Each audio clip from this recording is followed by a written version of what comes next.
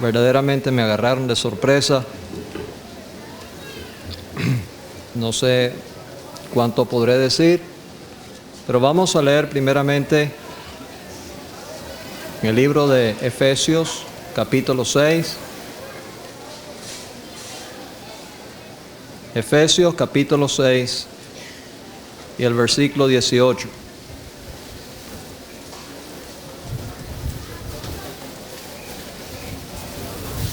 Orando en todo tiempo y con toda oración y súplica en el Espíritu, y velando en ello con toda perseverancia y súplica por todos los santos y por mí, a fin de que al abrir mi boca me sea dada palabra para dar a conocer con denuedo el misterio del Evangelio, por el cual soy embajador en cadenas, que con denuedo hable de él como debo hablar. También en Primera de Tesalonicenses, capítulo 5,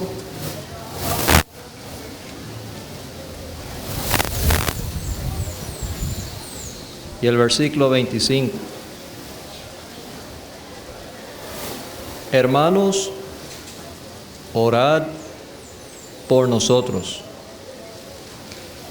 Quisiera leer también en Segunda de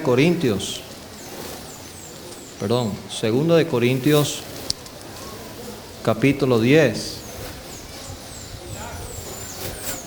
capítulo 11. Segunda de Corintios, capítulo 11.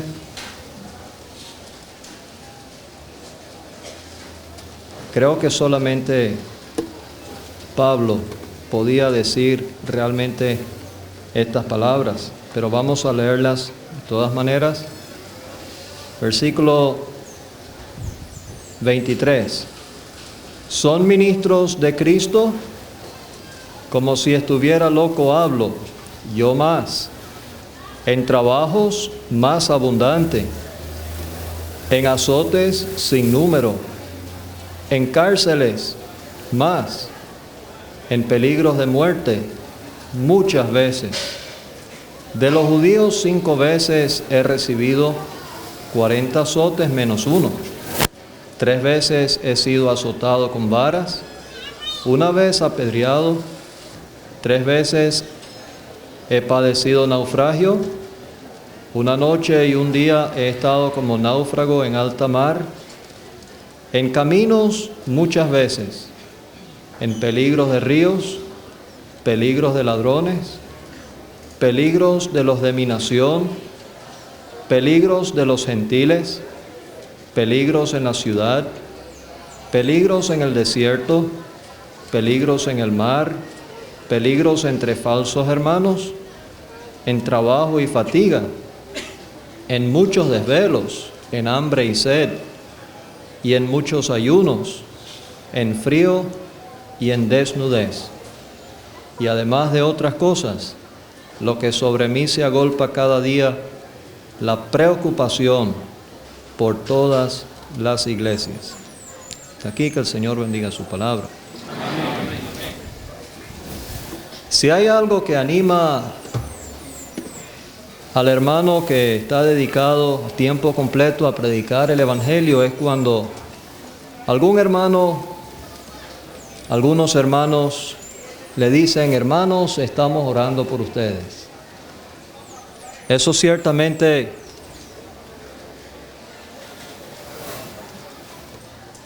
fortalece el alma del hermano, porque uno se da cuenta tantas veces que el Señor de una forma tan maravillosa está metiendo su mano, a pesar de la incapacidad de uno, la debilidad de uno, las limitaciones que uno tiene.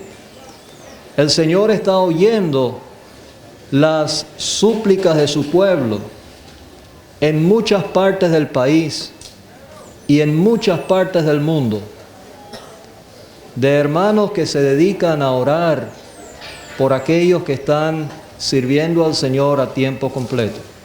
El apóstol Pablo, con toda la capacidad que él tenía, él rogaba al pueblo del Señor que orara por él. Él no estaba confiando en su sabiduría para presentar un mensaje claro. Él decía a los hermanos: y por mí, a fin de que al abrir mi boca me sea dada palabra para dar a conocer con denuedo el misterio del Evangelio, que con denuedo hable de él como debo hablar. ¿Usted piensa que es fácil para uno levantarse a predicar el Evangelio, hermanos?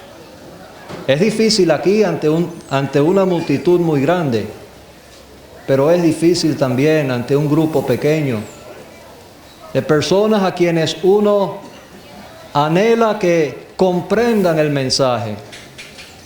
Personas que tal vez están cerca de pasar a la eternidad, y uno como embajador en nombre de Cristo tiene el mensaje que ellos necesitan, que puede salvar sus almas. Entonces, hermanos, antes de decir algo, solamente queremos animarles a seguir orando. Los siervos del Señor, los que llevan la palabra en diferentes partes del país, necesitan sus oraciones. No solamente para su presentación del mensaje, para su preservación personal. El apóstol Pablo sentía temor. Le decía: no sea que habiendo sido heraldo para otros, yo mismo venga a ser eliminado. Ellos son blancos para el ataque del enemigo también, pero también para su preservación física. Un hermano en la oración estaba orando por la preservación de los siervos en sus viajes. Hermanos, es bueno que oren por ellos. Cada uno de ellos, creo, tiene experiencias que contar. Cómo el Señor les ha librado de peligros en carreteras, peligros de ladrones. Y sería mucho más cómodo quedarse en la casa. Sería más fácil no arriesgarse, no salir. Pero el Señor les ha llamado para salir, para llegar a donde están las almas, no para anunciarles el Evangelio a distancia, sino enfrente de ellos, en el ambiente donde están, sea un local, sea una ciudad bien poblada, sea un pequeño pueblo, sea un caño, como llaman las comunidades allá en el Delta, un palafito remoto donde hay una familia subsistiendo con lo que consiguen a su alrededor, sea donde sea. Hermanos, hay que orar por aquellos que están llevando la palabra a estas almas. Desde que el Señor nos llevó a Tucupita, hemos sentido pues su ayuda grandemente y sabemos que muchos están orando por esa obra en Delta Macuro. Nos mudamos para allá en el 2013. Ahorita hay 8 hermanos de la zona de ahí en comunión en la asamblea en Puerto Ordaz. Hay algunos nuevos creyentes. El Señor nos ha dado ese gozo de ver algo de bendición y crecimiento. Pero hermanos, nos conmueve pensar en tantos que todavía no han escuchado el mensaje. No fuimos los primeros en ir a Delta Macuro. Don Santiago fue hace más de 30 años con don Marino Castillo, creo que don Hildebrando Gil y algunos otros hermanos que le acompañaron. Compraron un terreno y se mantuvo un contacto, una pequeña obra en esa ciudad por un tiempo, pero no se pudo continuar y el terreno se perdió. Y no fue sino hasta el año 2009 que otra vez se comenzó a evangelizar en Tucupita. Todavía no hay una asamblea, un motivo de oración, hermanos. El único estado en nuestro país que no tiene un candelero, Delta Macuro. Es nuestra oración diaria y anhelamos que ustedes nos ayuden en esto. El Señor levante un testimonio permanente para su gloria en esa ciudad.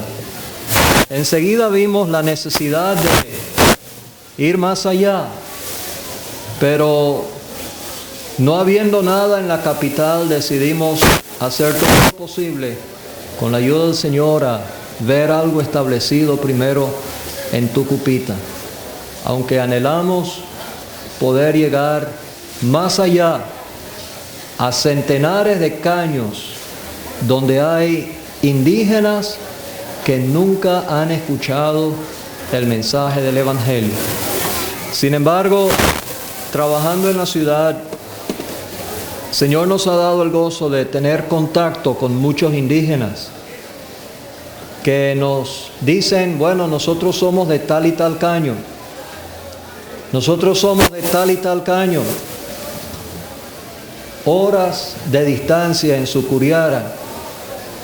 Algunos de ellos han oído ahí en la ciudad la predicación y tenemos la esperanza que algún día el Señor enviará evangelistas a donde ellos viven para que escuchen el mensaje del Evangelio. El Guarao es muy receptivo, muy amigable. No es difícil trabajar entre ellos. Les gusta escuchar, pero ¿quiénes lo van a hacer? El Señor dijo, dejad a los niños venir a mí y no se lo impidáis. Y eso lo hemos tenido presente desde el principio, procurar trabajar entre los niños.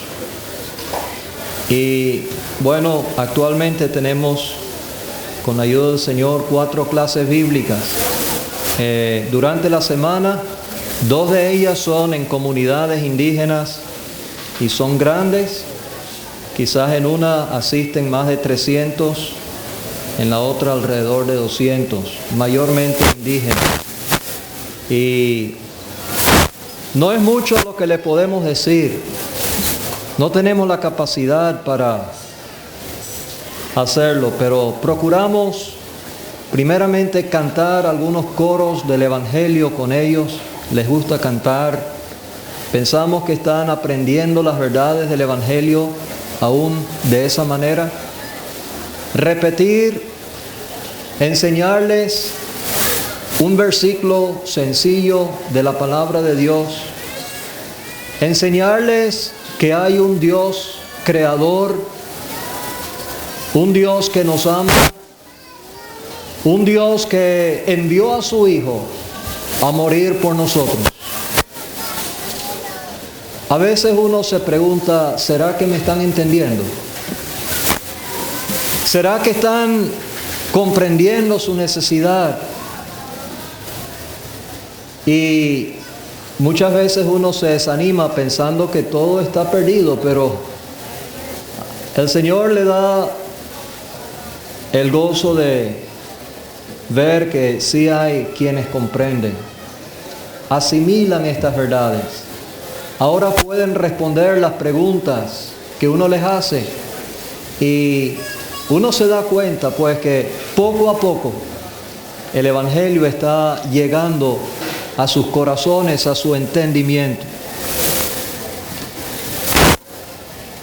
Hay 2 indígenas que han sido bautizados. Don Guillermo, él es un anciano de más de 70 años. Cuando llegamos se comenzó una clase bíblica en Janocosebe, la comunidad donde él vive, y quizás después de 2 años trabajando allí, él comenzó a asistir. Siempre nos había impresionado verle frente a su casa leyendo la Biblia. Y cuando él comenzó a asistir, nos dimos cuenta que era un hombre salvado. No había creído entre nosotros, pero sí había creído en el Señor hace unos cuantos años. Se comenzó a predicar en su casa y él ahora está en comunión. Nos da mucho gozo. Don Guillermo muestra mucho interés por las Escrituras. Está comenzando a hacer preguntas en los estudios bíblicos, algo que nos llena de mucha alegría. La señora Catalina, por mucho tiempo, se mostró un poco contrario, nunca quería asistir, pero por fin ella fue una noche y siguió asistiendo. No nos dijo que había creído, pero en una oportunidad mi hermano Alan nos acompañó por unos días y después de un culto ella quería hablar con nosotros. Nos preguntó, ella quería saber qué significaba eso de entrar por una puerta. Ella había visto la puerta, pero ¿qué significaba eso? Mi hermano le procuró explicar. Ella dice, bueno, entonces yo ya entré. Yo ya recibí a Cristo, yo ya he creído en Él. Yo ya entré por la puerta. El Señor había revelado la verdad a esa señora. Ella lo había aceptado. Es el Espíritu Santo el que hace la obra, hermano. Él es el que puede mostrarles a ellos lo que es la salvación. Este año comenzamos el año con unos cultos de predicación y hubo muy buena asistencia, gracias al Señor. Una pareja comenzó a asistir, el señor Luis y la señora Sara. Son indígenas preparados. Él es profesor en un liceo allá en El Caño donde vive y la señora también es educadora. Actualmente está haciendo un doctorado en educación. Son guaraos. Él no nos ha dicho que ha creído en el Señor. Creo que no es salvo todavía, pero está asistiendo con mucho interés a todos los cultos. Nos acompañó hace 2 semanas en un culto, un estudio que tuvimos el domingo en la mañana. Y después del culto él dijo, quiero hablar con usted. Yo creo que la gente de mi pueblo, de mi comunidad, necesita escuchar ese mensaje que ustedes nos están dando. Ellos saben pescar, ellos saben trabajar agricultura, pero necesitan algo más que eso. ¿Ustedes creen que yo podría transmitirle a ellos este mensaje que ustedes nos han dado?